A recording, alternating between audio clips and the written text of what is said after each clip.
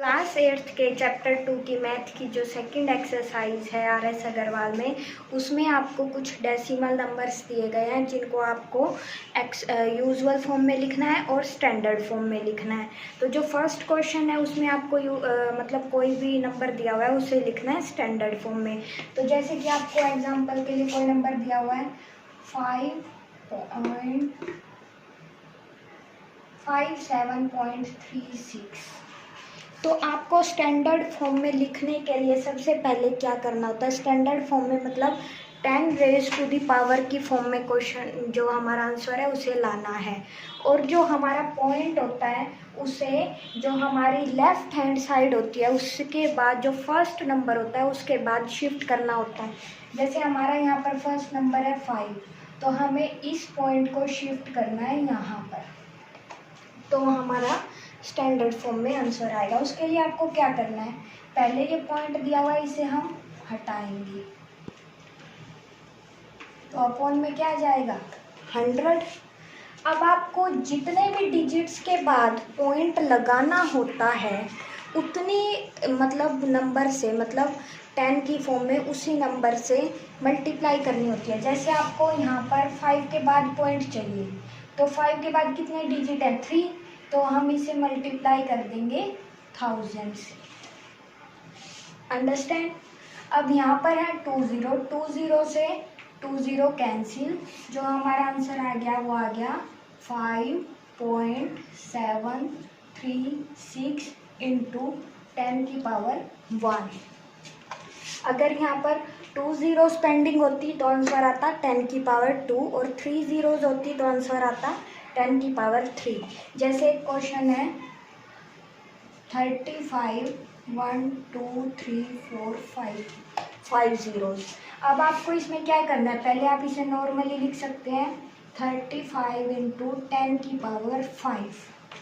उसके बाद आपको पॉइंट चाहिए 3 के बाद, मतलब 1 डिजिट आपका आ रहा है, तो इसमें ऐड कर देंगे एक और पावर, क्योंकि हमें 1 डिजिट के बाद पॉइंट चाहिए। तो हमारा आंसर हो गया 3.5 इंटू 10 की पावर 6। एक और एग्जांपल जैसे 247000, तो यहाँ पर क्या लिख सकते हैं हम इसे 247 इंटू 10 की पावर 3। उसके बाद आपको 2 डिजिट से पहले पॉइंट चाहिए, तो हम पावर में क्या ऐड कर देंगे 2, क्योंकि हमें 4 और 7 से पहले पॉइंट चाहिए। तो हमारा आंसर क्या आ जाएगा 2.47 इंटू 10 की पावर 5। ये है हमारी स्टैंडर्ड फॉर्म। अब आपको जो सेकंड क्वेश्चन में करना है वो करनी है यूजुअल फॉर्म।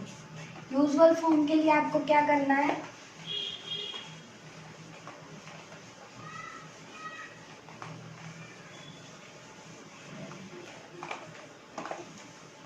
जैसे कि आपको सेकंड क्वेश्चन में करनी है यूजुअल फॉर्म, तो उसके लिए आपको कोई क्वेश्चन दिया हुआ है, मान लीजिए इस तरह से कि 335 इंटू 10 की पावर 5 या 3.5 इंटू 10 की पावर 5, तो इसे आपको नॉर्मल यूजुअल फॉर्म में बनाना है।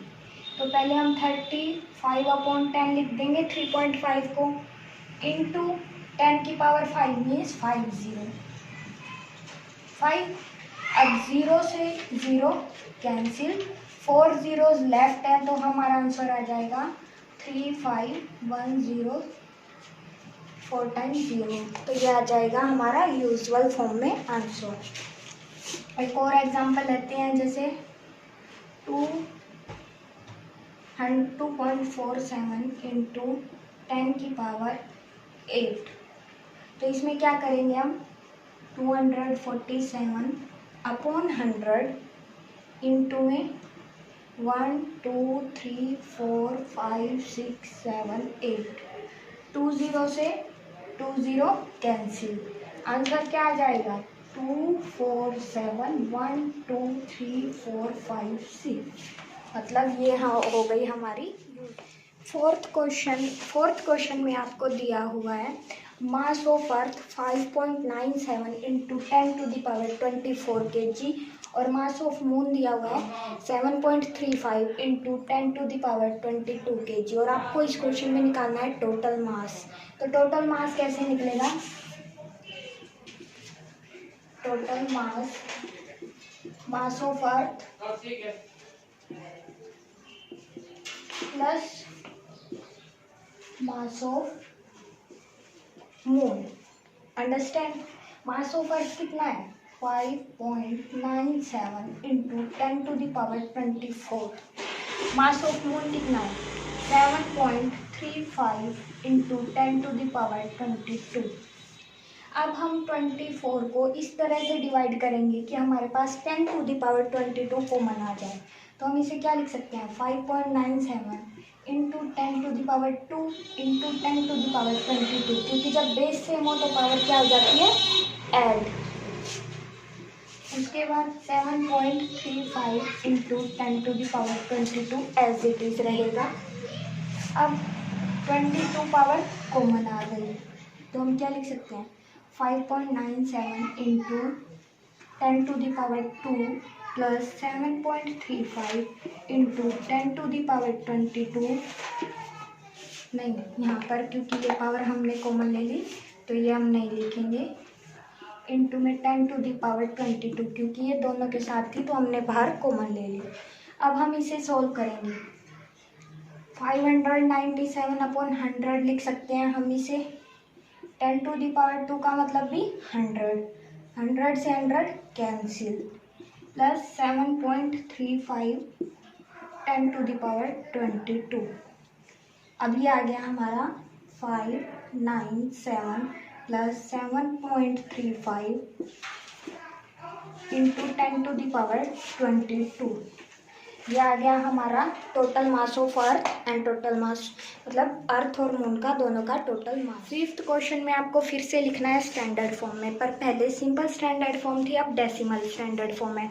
तो उसमें हम क्या करेंगे? जैसे कि आपको कोई क्वेश्चन दिया हुआ है 0.0006, तो हम इसे क्या लिख सकते हैं? 6/1000, क्योंकि डेसिमल के बाद 3 डिजिट 1 2 3 डिजिट हैं, 4 डिजिट है तो 4, ठीक है। 1 2 3 4 डिजिट है तो हम 6/10,000 लिख देंगे। उसके बाद जब भी कुछ डिवाइड में होती है, मतलब जैसे 100, 1000 या 10, तो हम उसे 10 की फॉर्म में ऊपर ले जाते हैं। 10 इंटू 6 इंटू 10⁻4 माइनस हमने क्यों लगाया? क्योंकि हमारा 10,000 रेसिप्रोकल में था। अब जैसे कि आपको एक और क्वेश्चन है 0.03, तो इसे आप क्या लिख सकते हैं? 3/100। अब ये 100 ऊपर जाएगा तो 3 इंटू 10⁻²। इस तरह से आपको सोल्व करना है फिफ्थ क्वेश्चन। तो ये एक्सरसाइज जो 2B आपकी एक्सरसाइज है वो इन बेसिस पर सोल्व होगी।